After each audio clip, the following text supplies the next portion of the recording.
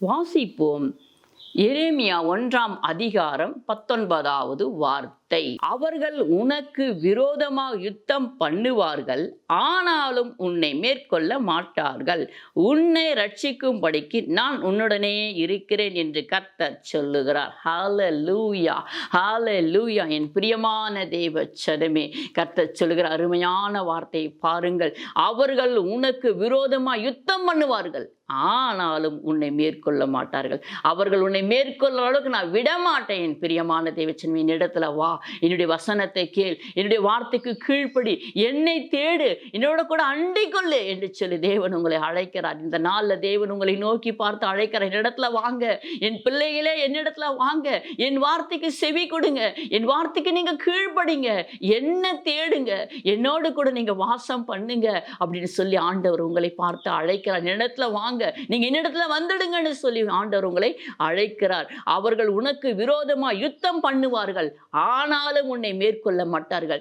நீதிமான் எங்க ஓடி போய் ஒளிஞ்சுக்க முடியும்னு சொன்னா கர்த்தருடைய சேட்டை நிழலத்தான். அவருடைய நாமத்துக்குள்ள ஓடி போய் ஒளிந்து கொள்ள முடியும். இயேசுவே எனக்கு அடைக்கலம் என்று சொல்லி ஒரு மனுஷன் ஓடி போயிட்டான்னு சொல்லி அவருடைய நாமத்துக்குள்ள, அவருடைய சேட்டை நிழல், அவருடைய கரத்தை நிழல ஓடி போய் ஒளிந்து கொண்டால் பிசாசானவளை ஒன்றும் பண்ண முடியாது, தொட முடியாது. என் பிரியமான தேவ ஜனமே, அதனால தான் ஆண்டவர் சொல்லுகிறார், அவர்கள் உனக்கு விரோதமா யுத்தம் பண்ணுவாங்க, நீ கவலைப்படாத, நான் அவர்களோடு கூட யுத்தம் பண்ணுவேன் என்று சொல்லுகிறார். உன் பிள்ளைகளோடு யார் யுத்தம் பண்ணுகிறோ அவர்களோடு நான் யுத்தம் பண்ணுவேன். என் பிள்ளைங்க எத்தனை பேரோட அவன் யுத்தம் பண்ணணும், அவனோடு கூட நான் யுத்தம் பண்ணுவேன் என்று சொல்லி தேவன் இந்த இடத்துல அழகாய் சொல்லுகிறார். ஆனாலும் அவர்கள் உன்னை மேற்கொள்ள மாட்டார்கள். உன்னை ரட்சிக்கும்படி, உன்னை பாதுகாக்கும்படி, உன்னோடு கூட நான் எப்பொழுதுமே இருப்பேன் என்று சொல்லி தேவன் இந்த இடத்துல அழகாய் சொல்லுகிறார்.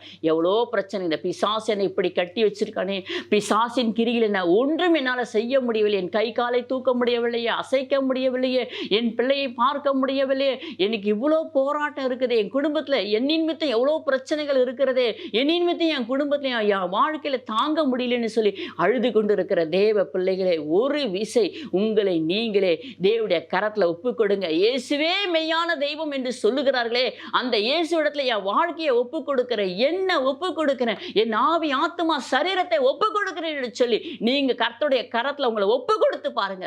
கர்த்தர் உங்களுக்குள்ள மாற்றங்களை உண்டாக்குவார். அதற்கப்புறம் நீங்க அவருடைய வார்த்தையை வாசிக்க ஆரம்பிங்க. கொஞ்சம் கொஞ்சமா அந்த வார்த்தையை நீங்க உட்கொள்ள ஆரம்பிங்க. உட்கொண்டு இன்னைக்கு கொடுக்கப்பட்ட அந்த வசனத்தை எடுத்து வைத்து எழுதி அதை அப்படியே நீங்க வாயினால் அறிக்கை பண்ணி பாருங்க. உங்க வாழ்க்கை செழிப்பாய் மாறும். கர்த்தருடைய வார்த்தை இது, ஒரு நாளும் பொய் சொல்லாது. இந்த வார்த்தைக்கு நீங்க கீழ்ப்படிந்து இந்த வார்த்தையை ஏற்றுக்கொண்டு இதன்படி நீங்க வாழுங்க.